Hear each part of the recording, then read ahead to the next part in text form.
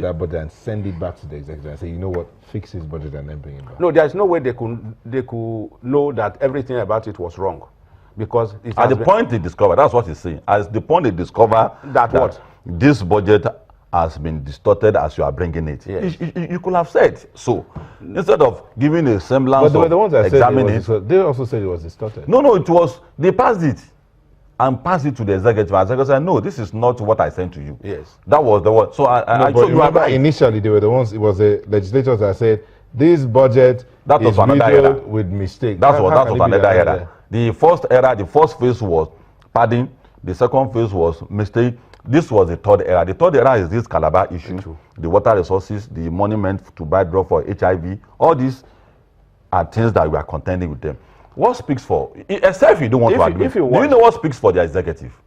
Is the content of character of Buhari and the people who are working with him. Of course. You know very well that we have examined Buhari and we have discovered that he has a capacity to be different from the old order, from the old tradition of doing things.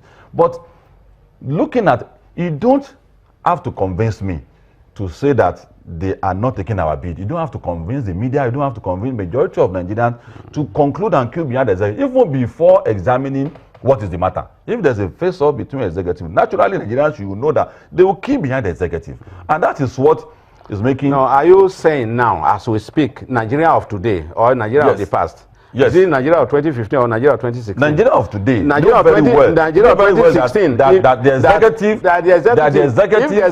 If the executive today. I'm not talking about the executive in the executive of the civil. I'm talking about the executive of President Muhammadu Buhari and the ministers that are working with him. Yes. You look at their profile. Yes. And you look at the profile of the members of the parliament.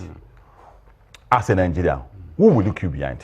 And that speaks for the executive at the moment. So. I now have to go further. I now have to go further. That I don't have to assume that the parliamentarians have done something wrong. We look at what they have done, and we also discover that it is true. One of them says so, and in the defense of the executive, one out of how many?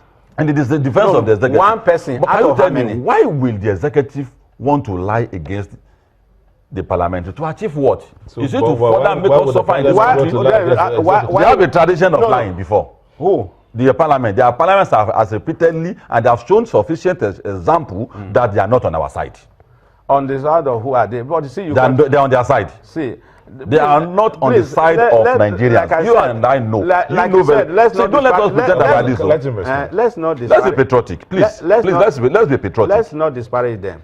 Don't forget my parliament. So yes, people I voted for. I don't have a right to speak my mind again. What kind of country are we running? You cannot bring. Don't blackmail me into keeping quiet. You can't do that. No, you can't bring your parliament down, because don't forget. Is this bringing them down? No, you elected them. Is this bringing them down? If you know, saying that I pay their salary and they are not working, they are not doing what I asked them to do. You said they have a tradition of lying. Yes. If they have that, why do you re-elect them? Yes. I want to put 10 of them into challenge to come and accuse me that I said they are lying. They have lied to us over and over and over and over.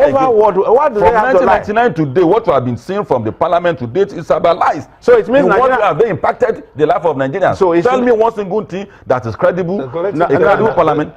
Tell me. Yes, please.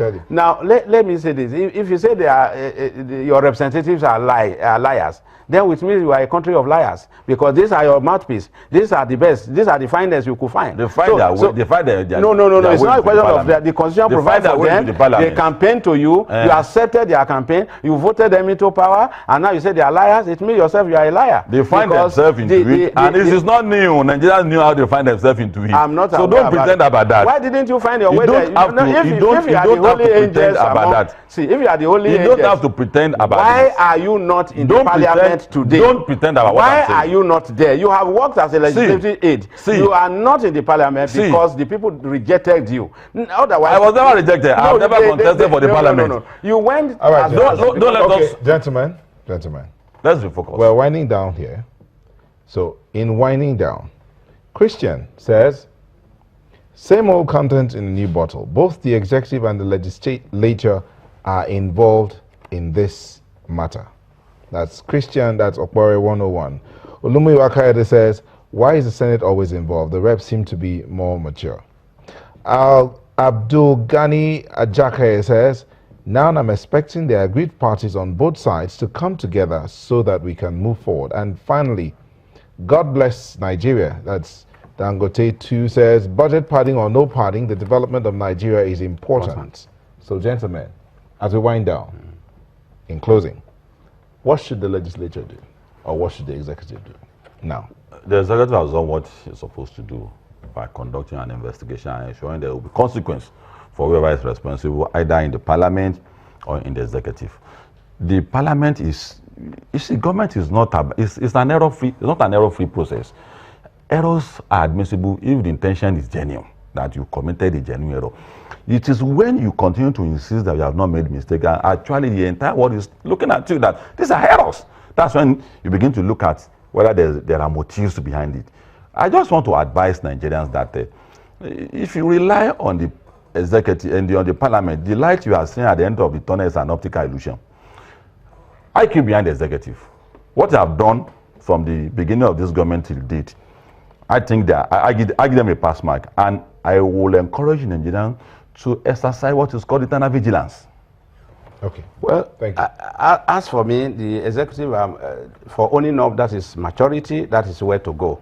But they should go beyond that. They should set up a 3-man committee each time to peruse the budget properly, so that anything that comes out of the, they have a whole year to prepare it, should be sacrosanct. We should not find this kind of murky things in them, because this is the president talking. The president said, we made a mistake, we cannot accept that anymore. The president have enough hands. There are a lot of APC all over the country that are skillful, that he can use to clean up the audience table, because as you see, the whole exercise is messed up.